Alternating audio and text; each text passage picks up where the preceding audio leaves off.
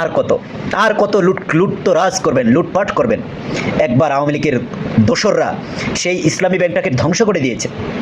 সুশে খেতে খেতে এসালম দিয়া পুরা মানে ইসলামিক ব্যাংকটা এতটা পপুলার একটা ব্যাংক ছিল, তাদেরতে একদম দেউলের প্রতি নিয়ে গেছেন। এখন আবার নতুন সরকার গঠন করে আবার সেই দোসরকেই, খুরশিদ আলমকে আবার সেখানে চেয়ারম্যান বানিয়েছেন, সেই আওয়ামী লীগের দোসর। আপনাদের কি মনে, আপনাদের মস্তিষ্কে একটু লাজ লজ্জা বলতে কিছু থাকা উচিত ছিল যে আমরা কাকে চেয়ারম্যান বানাই, কাকে দিয়ে আমাদের দেশ নিরাপদ থাকবে, কাকে দিয়ে আমাদের টাকা নিরাপদ থাকবে?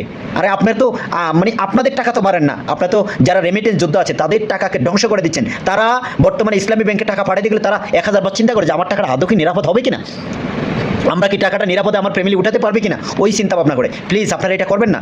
জনাব তারেক রহমান সাহেব, আপনাকে বলেছি, আপনি আওয়ামী লীগের প্রেসিস্ট জনাব খুরশিদ আলমকে খুব তাড়াতাড়ি অবিলম্বে আগামী কালকের ভিতরে তাকে পদত্যাগ করতে হবে, করতে চাই, করতে দেন, আপনি করে দেন। এইটাই আমরা চাই, আমরা কোনো কিছু চাই না। আমরা এই দোসরকে, এই প্রেসিস্ট হাসিনার লোককে আমরা কোনোভাবে কোনো জায়গাতেই আমরা রাখতে চাই না, আমরা দেখতে চাই না। প্লিজ আপনারা এটা করবেন না।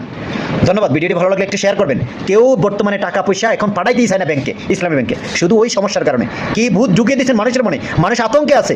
আরও সেই প্রেসিস্টের লোকই আপনার ইসলামী ব্যাংকে নিযুক্ত, চেয়ারম্যানে নিযুক্ত করেছেন। আপনাদের মনে কি লাজ লজ্জা, আপনাদের কি লাজ লজ্জা বলতে কিছু নাই?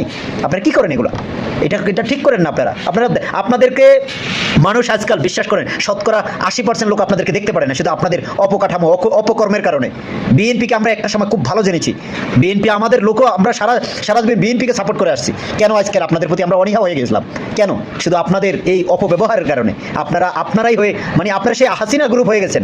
তাইলে আপনাদেরকে কীভাবে ভালো জানবে মানুষ বলেন? প্লিজ খুব তাড়াতাড়ি এই খুরশিদকে খুব তাড়াতাড়ি পদত্যাগ করতে চাই, করতে দেওয়া হোক, এইটাই আমরা চাই, আর কোনো কিছু চাই না। সারা দেশবাসী শুধু এইটাই চায়।